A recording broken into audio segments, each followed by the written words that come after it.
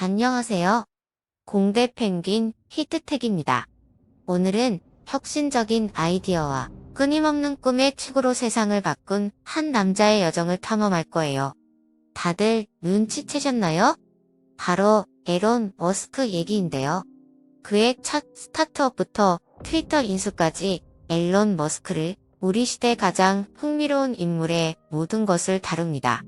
에론 머스크의 첫 스타트업인 집투의 이야기부터 살펴보겠습니다. 스페이스X 및 테슬라와 같은 그의 다른 벤처만큼 잘 알려지지는 않았지만 집투는 에론 머스크의 기업 가적 여정의 기초였으며 미래의 성공을 위한 길을 닦는 데 도움이 되었습니다. 갓 대학을 졸업한 에론 머스크는 큰 모험을 찾고 있었습니다. 그는 인터넷에 매료되었고 온라인 디렉토리와 도시 가이드의 가능성을 보았습니다. 이로 인해 그는 1995년 그의 형인 킴벌 머스크와 함께 집투를 시작했습니다. 그들은 지역 비즈니스가 온라인을 이용해 신규 고객에게 접근할 수 있는 원스톱 상점을 제공하려 했습니다. 집투는 처음부터 일련의 문제에 직면했습니다. 머스크 형제는 사업 운영 경험이 없었고 시장에서 기존 플레이어와 경쟁하고 있었습니다. 더욱이 그들은 자금 조달에 어려움을 겪었고 몇몇 벤처 투자가들은 이를 거절했습니다. 이러한 문제에 대응하여 집투는 그들이 지역 기업을 위한 플랫폼을 제공하는 것에서 신문을 위한 화이트 라벨 솔루션을 만드는 것으로 초점을 전환하였습니다. 이 전환은 집투가 주요 신문사와의 파트너십을 확보하고 새로운 자금을 유치하는 데 도움이 되었지만 회사를 구하기에는 충분하지 않았습니다.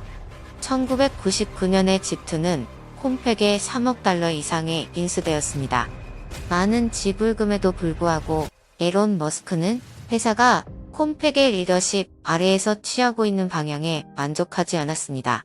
그는 회사의 미래에 대해 경영진과 충돌했고 결국 그의 다음 벤처인 엑스닷컴을 시작하기 위해 떠났습니다. 창립자이자 선구적인 리더가 없는 집투는 빠르게 쇠퇴했고 결국 폐쇄되었습니다. 앞서 엑스닷컴으로 얘기했던 스페이스X는 2002년 에론 머스크가 우주여행 비용을 줄이고 궁극적으로 인간이 다른 행성을 식민지화할 수 있도록 하기 위해 설립한 회사입니다. 말도 안 되는 허무맹랑한 소리였죠? 하지만 이를 성공으로 이끌었습니다. 물론 지금은 항공우주 산업에서 가장 성공적인 회사 중 하나이지만 항상 순조로운 항해만은 아니었습니다. 스페이스X가 처음 설립되었을 때 그들은 항공우주 산업에 진출하는데 많은 어려움에 직면했습니다. 팔콘 1 로켓을 발사하려는 회사의 초기 시도는 실패했고 회사는 빠르게 자금이 바닥나고 있었습니다. 일론 머스크는 회사를 살리기 위해 직접 거액을 투자하고 대출까지 받았습니다. 2008년에 스페이스X는 가장 큰 도전에 직면했습니다. 팔콘 1 로켓의 세 번째 발사가 실패하여 회사에 남은 로켓은 단 하나, 자금은 몇 달밖에 남지 않았습니다. 회사는 파산 직전이었고 많은 사람들이 살아남지 못할 것이라고 믿었습니다. 에론 머스크는 포기하는 대신 회사가 가진 모든 것을 팔콘 1 로켓의 네 번째이자 마지막 발사에 투자하겠다는 대담한 결정을 내렸습니다. 실패하면 회사가 망할 것이기 때문에 이는 위험한 조치였습니다. 그러나 발사는 성공적이었고 스페이스X의 전환점이 되었습니다. 이 회사는 나사 및 기타 정부기관과 계약을 체결하고 차세대 로켓인 팔콘 9 작업을 시작했습니다. 그 중추적인 순간 이후로 스페이스X는 많은 성공을 거두었습니다. 그들은 국제우주정거장과 도킹하기 위해 세계 최초의 민간 투자 우주선을 개발했으며 재사용 가능한 로켓 개발에서 상당한 진전을 이루어 우주여행 비용을 크게 줄였습니다. 에론 머스크의 얘기에서 테슬라가 빠지면 섭섭하겠죠?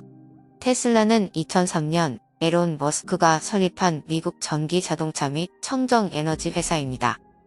이 회사의 사명은 지속 가능한 에너지로의 전 세계 전환을 가속화하는 것입니다. 테슬라는 최근 주가의 급격한 상승으로 에론 머스크는 개인 순자산 세계 1위가 되었습니다. 2003년 테슬라가 설립되었을 때 테슬라는 자동차 산업에 진출하는데 많은 어려움에 직면했습니다. 이 회사의 첫 번째 자동차인 테슬라 로드스타는 높은 가격과 제한된 범위로 인해 업계의 많은 사람들로부터 회의적인 반응을 받았습니다. 하지만 테슬라는 계속해서 기술 혁신과 개선을 거듭해 2012년 모터트렌드 올해의 차 상을 수상한 최초의 전기차인 모델 S 출시로 이어졌습니다. 이러한 성공 덕에 테슬라의 주가가 오르기 시작하면서 회사의 성공에 반대하는 공매도자들의 반대에 직면했습니다. 많은 사람들은 테슬라의 높은 가치 평가가 지속 불가능하고 회사가 실패할 것이라고 믿었습니다. 이로 인해 앨런 머스크와 공매도 세력 간의 치열한 전투가 벌어졌습니다. 머스크는 공개적으로 공매도자들을 비판했고 회사의 가치를 옹호하기 위해 트위터까지 손을 대기 시작했습니다.